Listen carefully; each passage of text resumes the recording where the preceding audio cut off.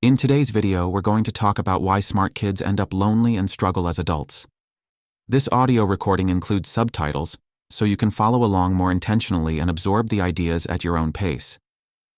Why is it that so many smart kids grow up feeling stuck, disconnected, and completely alone? They were supposed to be ahead of everyone else. They were praised, rewarded, told they'd go far. And yet somewhere along the way, that promise turned into pressure. That praise became a prison. And now a lot of those same kids, the ones who once stood out, are struggling as adults. They can't find motivation. They feel socially behind. They struggle to start things, follow through, or connect with people. And worst of all, they can't explain why. Because on the outside, everything looks fine. They're still sharp, still capable.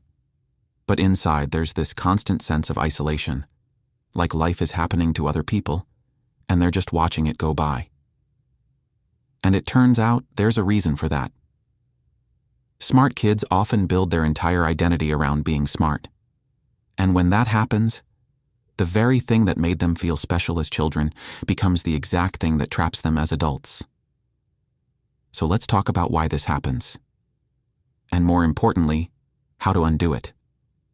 Because none of this is about failure. It's about a survival strategy that stopped working. And if you understand how you got here, you can start to find a way out. When we're young, our identity tends to be simple.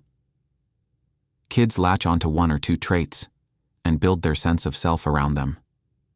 For example, a kid might base his identity as a person who likes Pokemon or chicken nuggets. It's all very one-dimensional. But that's normal. That's how identity starts. It's straightforward, and it's based on interests or labels. And one of the most powerful labels a child can receive is, "You're smart." That phrase sticks.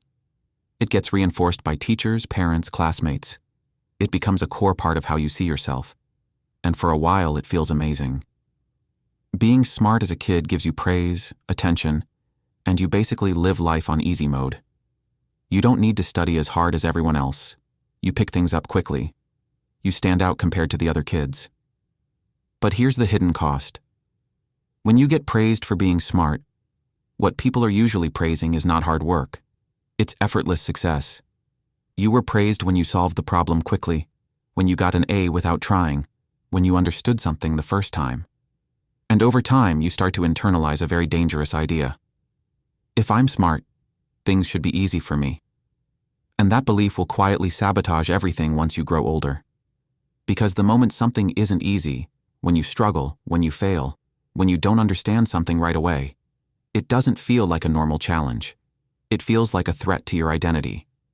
Because you tell yourself, if I'm supposed to be smart, then why am I struggling? So instead of leaning into difficulty, you start avoiding it. You don't raise your hand unless you're sure. You don't play games unless you know you'll win. You don't pursue things you could love because they might expose you as someone who maybe isn't so smart. And slowly, your life starts to narrow. You only do what you're already good at. You stick to familiar territory. You protect your image and your identity of the perfect smart kid instead of trying new things. And that's the trap. Because while everyone else is out there experimenting, trying, failing, developing, you're locked inside a shrinking comfort zone. And the longer that goes on, the harder it becomes to leave. And at some point, you realize you've built a whole identity on something that now feels fragile. You can't afford to fail. You can't afford to look stupid. You can't afford to threaten what you built your whole identity on. So you stall. And that's when the isolation starts to set in. Because when you stop growing, you also stop connecting. Think about it. Connection comes from shared activities. Being on a team, going through awkward stages together, or working hard towards something. And if you start opting out of those things, if you remove yourself from the situations where other people bond, you miss the moments that create real friendships and connection. You don't join the club because you're afraid you'll be bad at it. You don't try the sport because it's unfamiliar. You avoid group projects because they frustrate you. And without realizing it, you start stepping out of the flow of social life. But you still crave connection, right? So what do? You lean on what you know. your intelligence. You try to understand people instead of relating to them. You analyze, you observe, you run simulations in your head. And this leads to something called cognitive empathy, where you can understand what others feel logically, but you don't emotionally engage with them. And it works, up to a point. You can navigate conversations, you can keep up socially, you might even seem charismatic on the surface. But underneath, you're exhausted. Because instead of just being with people, you're calculating. You're constantly thinking about what to say, how to respond, what they might be thinking. So now socializing also becomes something you have to be good at. And to avoid failing at it, you start avoiding it. This is where the loneliness deepens. But you're smart, right? You should be able to figure this out. So you start applying logic to emotional problems. You try to fix your self-esteem with rationality. You write out arguments to convince yourself you're fine. You analyze your own behavior to death. And none of it helps. Because intelligence wasn't designed to fix emotional pain. It's not a tool for self-worth. It's a tool for solving external problems. And when you try to use it to feel okay inside, it just keeps looping. Because there's no intellectual answer to the question, am I enough? That question can only be answered emotionally. And for smart kids, emotional growth is often the one thing that got left behind.